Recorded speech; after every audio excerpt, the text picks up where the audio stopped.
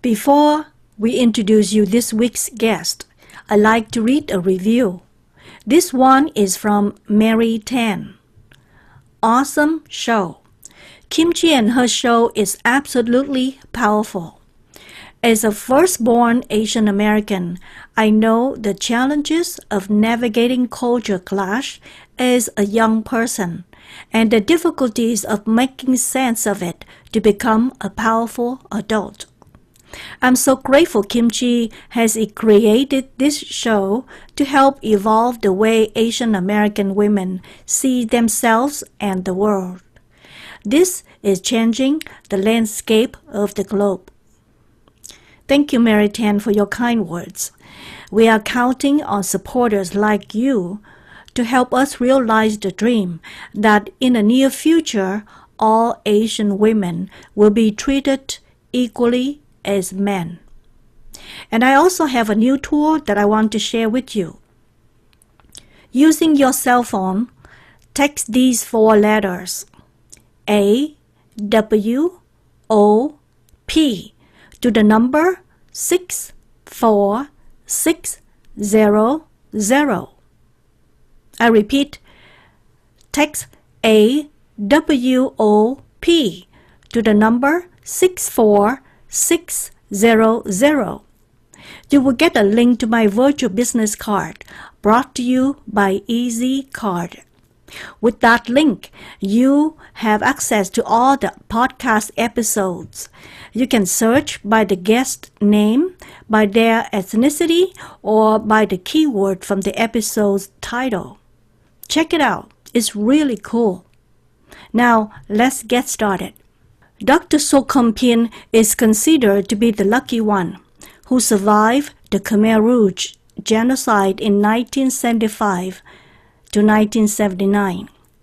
During this 4 years war, 25% of the Cambodian population was killed. This experience has taught him to treasure life, to welcome any opportunity so that he can improve himself, that he's worth the second chance in his life. Dr. Pin won multiple awards from 2009 to 2013 while working for Novartis Institute for Biomedical Research. He also published 24 research papers which focus on diabetic retinopathy and age-related macular degeneration. Today, Dr. Pin is the head of In Vitro Neuropharmacology, cell biology for Alkermes, Inc. Dr. Pin resides in Massachusetts with his wife and 3 college-age children. Please help me welcome Dr. Sokhom Pin. Hello, Dr. Sokhom. Hello, Kimchi. Thank you for having me. You're welcome. So, Dr. Sokhom Pin, what was your childhood like before 1975? Before 1975, I would say my childhood would be very similar to people's childhood here in the U.S. I came from a wealthy family and living in a city, so we were just having fun. I was just a kid. How old were you? Actually, I was only 8, basically, before the... 8 years old, okay. What did your parents do at that time? What's the occupation? Yeah. At that time, they actually were business people. They were in the real estate business. Okay. So good. How many siblings did you have? I have 6 or 7 total, including me. Okay. All right. So 7 of you have a great time. You're living in a comfortable family. Nothing to be worried about. And then 1975 came when the Khmer Rouge invaded Cambodia. So what happened to your family at that time? Well, at that time, we were immediately forced out of the city to the farm. And then from one farm that is close to Sokhom Pin, the cow, we were then forced to go to another farm, actually to the jungle this time, at Battambang, which is another province closer to Thailand.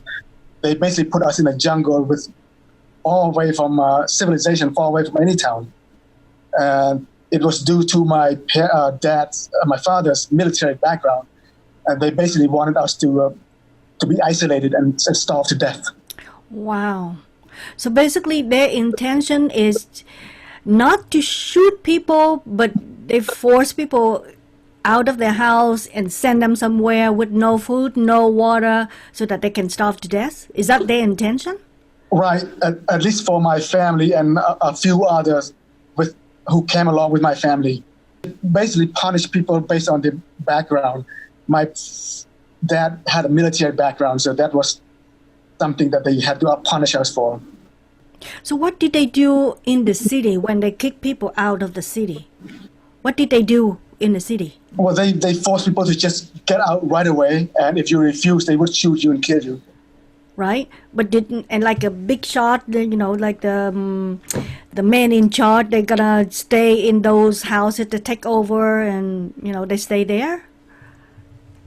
No, I just remember seeing a lot of Khmer Rouge soldiers in their black uniform standing on the street with their guns and just make the announcement that everybody must get out and go and leave the city. Okay, yeah. You probably won't know what happened to your home at that time afterward, right? Right. Did you ever come back and see what's happening to the home? Since I left, no, I never went back. You never went back, okay. How did your family survive that war for 4 years? I think the main reason why our family survived is that we were not purely city people. My dad also used to be a farmer. And because of that, we were able to survive because the Khmer Rouge only want farmers and labor. They didn't want educated people. They wanted to kill educated people, basically. They want everybody to be farmers. And because we used to be farmer, and that helped us survive. How? They are, because you have some skill? Yes. My dad has the skill set that allow him to make the blades for plowing the rice field. And when they found out he had that skill, that's how we survived. Because otherwise they would have left us in that camp to die from starvation. And because we were already starving, already close to dying, our whole family. Wow. So 7 of you, 7 children, your mom and dad, so 9 people total, right? Right. So at that time you still together, correct? Yes. Right. So what were you thinking at that time? Did you ever hope and pray that Khmer Rouge someday will be defeated? Yes, I did pray all the times. I knew that it's not going to be forever, that something's going to change. And I pray, and in terms of what I was hoping for, I was only hoping for to be able to get something to eat, like I used to before 1975. I've gone through similar thing, but not like what you experience here. Yeah, my story is from Vietnam, so I have something similar, but it's not that. It's hard to compare, actually. So, how did you get out of Cambodia and come to USA? We actually escaped, but after the Vietnamese took over and took control, and the Khmer Rouge were hiding in the jungles, we escaped the border into Thailand to become refugee in Thailand. And so we came to the U.S. as refugee. Oh, so you get there to Thailand by walking? By walking, crossing the border at nighttime. Wow. Okay. So they have a camp before Thai camp, right? Right. Yes. And then the U.S. just come there to rescue everybody there? Yes. Then we applied for put an application to apply to the U.S. Mm-hmm. Right. At that time, did anybody in your family know how to speak English? No. My older sister knew some because she used to learn French, but very limited English. So how old were you when you came to United States? By the time I got to the U.S., I was 14. So what was your family's number one goal when your family came to USA? When you arrived to this America, the freedom, the land of the freedom, what was you thinking? What's your number one goal? They told us that they put a lot of effort to try to get us here to the U.S., and now they cannot help us anymore, that we're on our own. The only thing that they want us to do is to be educated, to get the highest level of education, to be doctors and lawyers. Typical Asian parents' advice. Typical, right Yes. here. Really? So that they think that doctor and lawyer would make money. Anything else doesn't make money.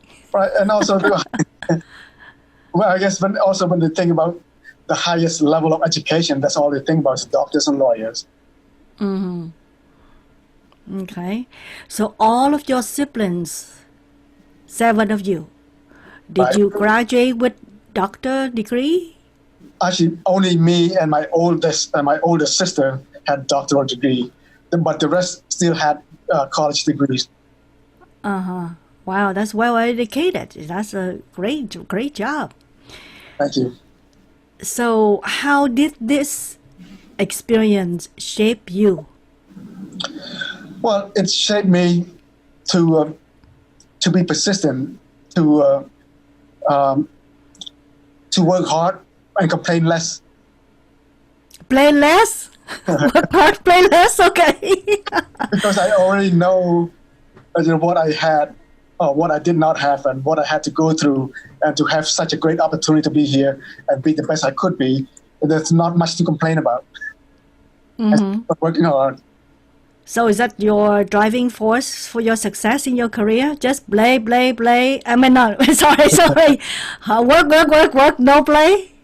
Well, actually, I worked hard only 1 year. That was actually during my freshman year of college. But after that, I tried to enjoy life. I tried to have fun just like other college kids. Really? Yes. So what changed? I guess what's changed was that I was studying so hard that I found a method for myself to be able to study, and still do well in school without having to spend so much time, looking at the books or notes, and just enjoy life with other kids. Wow. So is that the secret, that your method is a secret, or you're gonna share it someday and by writing a book or something? Well, actually, it's not a secret. I was basically more, I guess the only secret is that when I was studying, I said, if I were the professor teaching this course, teaching this lesson, what I want my student to learn, and what kind of question would I ask to see if they actually learn the concept. So that's basically my secret. Wow, that's awesome. Wow, that's incredible. That's a very good insight. Yeah. Wow, nice. Thank you for that tip. If I go back to school, I probably would be able to use that tip, but no, school is not for me anymore. Have you ever wondered how your life would turn out if the Khmer Rouge did not invade Cambodia? I think that being from a wealthy family, my parents could afford my education. I think that I would still be educated, probably from the U.S. or from France, but would probably be back in Cambodia working. So that's the common goal for Cambodian, right? If a wealthy family, they send the kid to offshore to study, and maybe the kid come back when they finish, right? Yes, exactly. Okay. So you don't think that you would be a spoiled kids, or would be a rock and roll star or something, right? I probably would have been spoiled, I think. Yeah. I would think, sometimes, experience taught us to be humble, right? To Right. really treasure what we have. Right. Otherwise, we will be spoiled. Yes. For me too. Yeah. For me too. I'm exactly, I was like spoiled kid. Doesn't know how to do a lot of things in Vietnam when I grew up until the communists took over. Yes. And I've learned lesson. So let's talk about your parenting style. I heard that you are not as strict as your father. Right. How and why? I remember that my father used to be so strict and would tell me not to do this, not to do that. But I would do that behind his back anyway. Here in United States or in... The United States and back home and along the way here. So I decided to raise my kids differently. I wanted them to be more open, to be able to communicate with me and not afraid to share the truth with me, so that this way, they wouldn't have to do anything behind my back. And they would share anything with me, so I can trust them more and they can trust me more. Mm-hmm. Can you give an example, like the thing that you did go behind his back? Is he still alive, by the way? Well, for example, they said, you got to focus in school. Focus in school only. That's all you got to do. Do not have any girlfriend. Uh-huh. Well, I still had girlfriends behind their backs. That's right. Okay. So that's all. Yeah, that's the main thing, basically. Or even going out with friends. I could still sneak out to go out with friends. Yeah, I think that's great. It's great that you recognize that it's better to have an open communication with children, Right. and they can come to you with with their interests. Or they might be mad at you, but actually they will appreciate you that you listen to them, right? Right. You can explain to them the reason you don't want them to do certain things, right? Right. Rather than say, no, this is the way, my way or highway, right? So how do you teach your children to appreciate what they have today? Sometimes I try to teach them to appreciate what they have by telling them my background, what I used to not have. But then I realized that didn't work too well either, because they would say, well, Daddy, we're here now. We don't have to be like you. You don't have to suffer like you did. So they get a point, but at least some kind of reminder also would get them to appreciate life more. Even without comparing to what I did not have, just to compare with other kids living in the U.S. who don't have what they have. That also was very helpful to remind them. To just remind them, but they say, oh, we are here, we're not over there anymore, so don't compare. Right. Yeah. So what is the purpose of your life right now? I think my purpose of my life is basically to put my 3 kids in college, get them through college. Right now I have 3 kids in college at the same time. Oh, wow. Right, so once they all become independent and I retire and maybe enjoy some vacation, and I'll be done. Mm. Yes. So when was the last time you take vacation? Every year I take vacation, summer basically. The whole family? Yeah, the whole family. We go out on vacation, the whole family. How long have you been in the United States? I got into the United States in 1981, so it's been a while, close to 40 years now. And you never been back to Cambodia? Right. Why? Why not?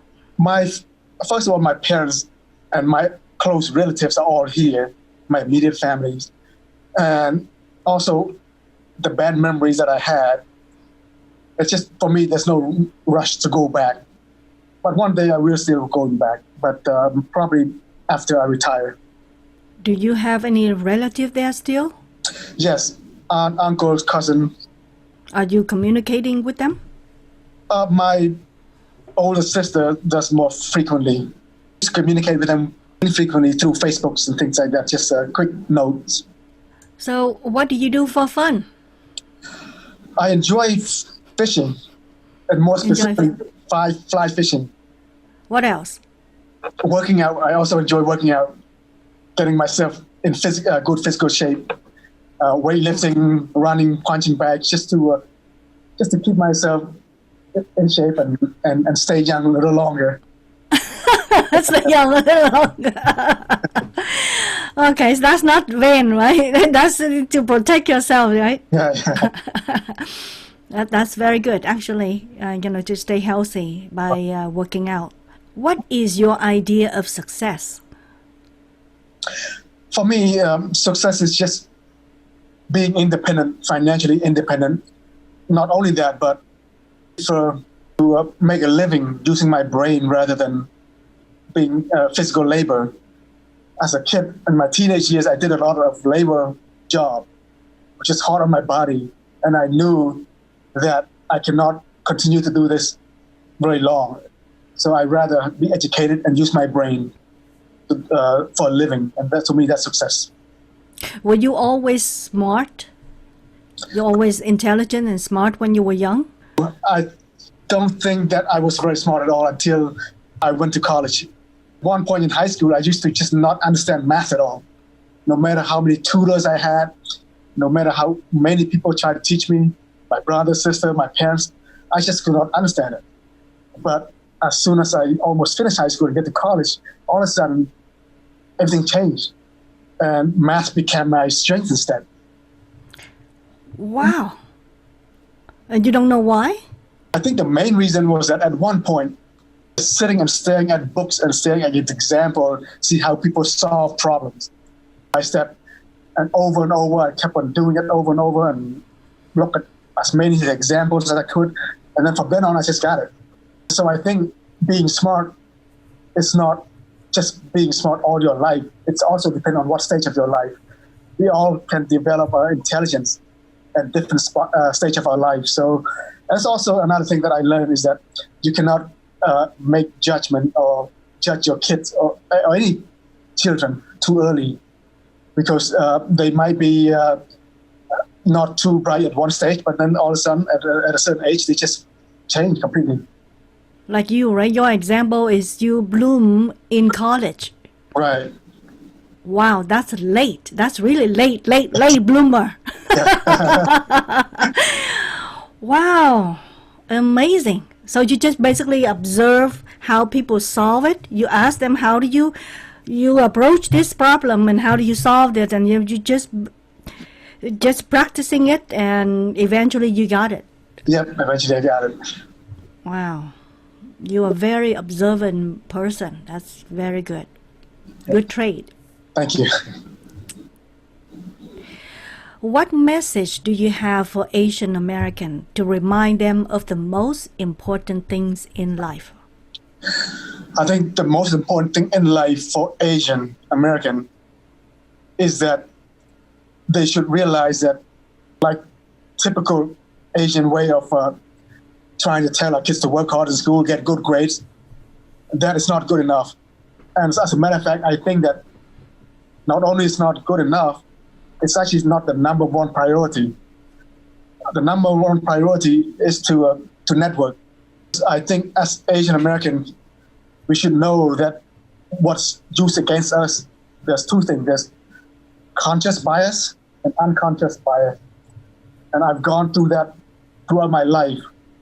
Sometimes people are just biased against me consciously just because I'm different, because they don't think that I'm smart enough. There's also the concept of unconscious bias. Sometimes I would be at a meeting with a lot of my coworkers, and I was actually the boss. I was the decision maker. When the vendors or the customer or the other collaborator talked, the eye contact was toward my coworkers who happened to be white and not toward me. But what they didn't know is I was the boss. I was the decision maker. So that was an example of unconscious bias. I think that's important at workplace and career growth, but it's also important in terms of finding job.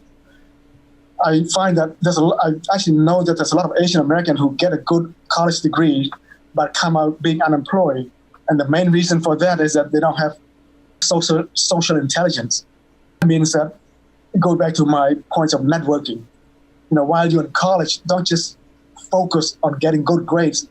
Interact with other kids, go out, have fun, make new friends, and keep in touch with all your friends, either through LinkedIn or Facebook. You might need those people 10 years from now. You never know, and this way you can have a contact when you actually look for a job, and you realize, some of my ex-alumni actually work here. Maybe I can contact this person. I think social intelligence is actually extremely important. In the recent episode that I interviewed the executive from the big company Cisco, and he's also mentioned about the Asian American professionals least likely to be promoted. Right. Because of what you're saying. It's because we got first because of our culture, right? Our culture, especially Chinese, we were trained not to speak up, right? So in America, within American environment, especially at work, if we don't speak up, we don't express ourselves, how would our boss know our ability? Right. Yeah, another thing I noticed also, even going back to unconscious bias, throughout my career, I noticed also that sometimes I would speak up in meetings, and people sort of, okay, yeah. But then when another person who happened to be white saying exactly the same thing, paraphrase what I said, they say, "Oh, such a great idea! This is awesome." But that's exactly the same thing what I just said. But it's just that somehow the perception is different. It's you are right on. I totally agree that as Asian American, we need to learn the emotional intelligence, right? Right. In there's emotional intelligence includes the social intelligence as well. How to get along with other people in different environment. Right. And also how to control ourselves, right? How our emotion, what coming here. We all have a weakness, right? But it's okay to be upset, but it's important to control that upset and not blur out in front of the group, in front of the important meeting, or slam the door or something, right? In front of other people. Right. Because that will show us like, we are a kid, not adult. Right? Yeah, so I totally agree that, social intelligence is, I would say, it's a part of emotional intelligence, which Asian American, we all need to learn about that to improve, to advance in our career, as well as to grow our business. Right? As an owner, we need that more than a professional, because we are it. Yeah. Right. What are the top 5 surviving skills that you want all people to know? I think number one, as students, if you're students, I would just say be social and have fun. Of course, too much on your academic record. Straight A doesn't mean too much when you're actually looking for a job. So, your network is actually more important than having straight A. And don't be a loner. People that you interact with in college, maybe 10 years from now, you need them again. So keep in touch through social media, Facebook, or just sending out a greeting card once a year just to keep in touch. Number 2 is that learn how to initiate a conversation. And this is with anyone, with young people, old people, higher level, lower level, including the janitor or the CEO, doesn't matter. You talk to everybody. And be likable. Smile a lot. Because when you're likable, you're approachable, people want to talk to you also. Then number 4, don't be afraid to ask for help. People would love to help you if you ask for help. No one want to help anybody who doesn't seem to want to help themselves. But if you really need help and you truly want somebody to help you, just ask. Anybody will be really happy to help you. A lot of times people get stuck and trapped just because they're too afraid to ask for help. And number 5 then is that, don't be afraid to reach out to people, like strangers, when you actually look for jobs.